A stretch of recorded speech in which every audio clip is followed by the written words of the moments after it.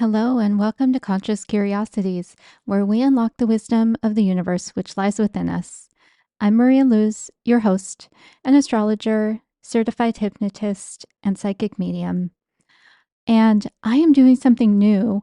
I think it'll be weekly, and I'm going to post the audio from my Monday Substack, which is putting messages for the week that I receive via my seership ability and some oracle card readings. I hope you enjoy. A message for the week of April 13th, 2025. An army general leads riderless horses into battle. And the words, hollow victories, the significance of what we don't see behind us, changes in strategy. I will start by sharing that I discovered a bald spot on the crown of my head over the weekend when my intuition told me to use a handheld mirror to take a peek. If I'm honest, I had this niggling feeling that something was not right back there for several weeks. And for a Leo sun, this discovery could have been devastating because we tend to have a thing about our hair, our crowning glory. But you know what? It simply wasn't. I had a moment of shock, which was quickly replaced with the thought, what herb could help me? So I made some horsetail tea and put some horsetail oil that I had made for someone else on the bare spot. I also can't help but think there's a spiritual meaning. Does it signify a transition to monkhood? After all, I have made 2 solo retreats to a monastery this year, or a physical manifestation of my crown chakra. I haven't checked in with spirit as to the meaning yet, so stay tuned. The bald spot did serve as a sign that the image symbol I received was real, though. I sometimes doubt my abilities and look for signs in the material world and in the oracle cards I pull afterward. And literally not knowing what was behind my own darn head sure seemed like a sign. The image symbol was striking. I kept wondering what happened to the riders and how the general could fail to notice their absence.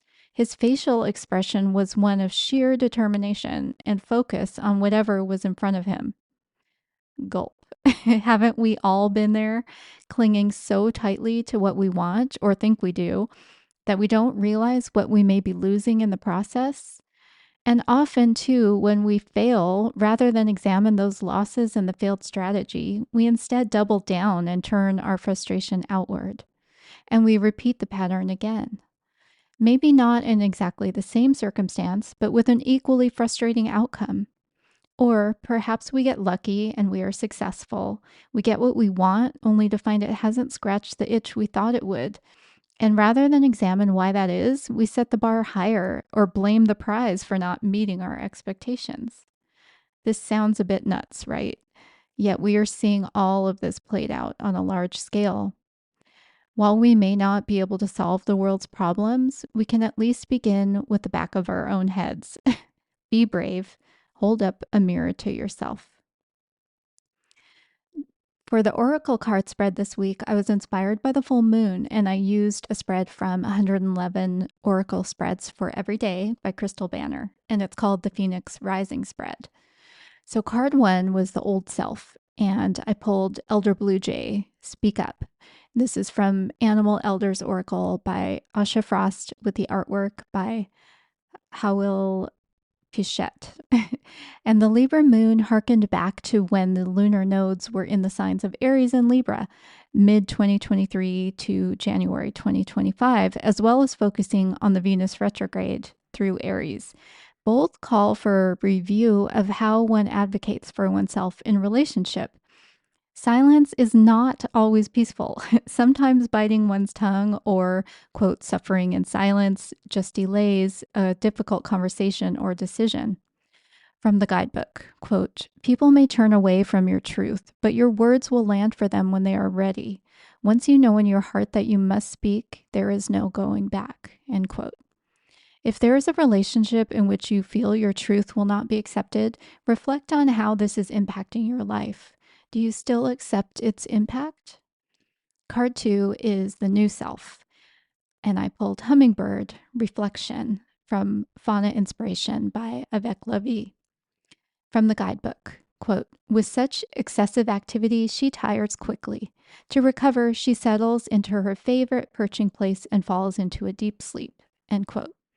Hummingbird shows it is possible to be both highly active and contemplative, just not at once. I used to subconsciously believe we are meant to cram as much into life as possible. I would listen to podcasts on every walk.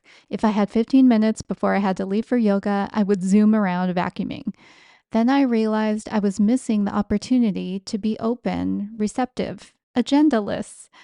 Lo and behold, I started having profound insights more regularly. And when I am in active mode, I am less distracted. Card 3, how to bridge the gap between the two. I pulled Serapis Bay Paradigm Shift, Activation, to grow, make the necessary change. And that card is from the Divine Masters Oracle by Kyle Gray, artwork by Jennifer Hawkyard.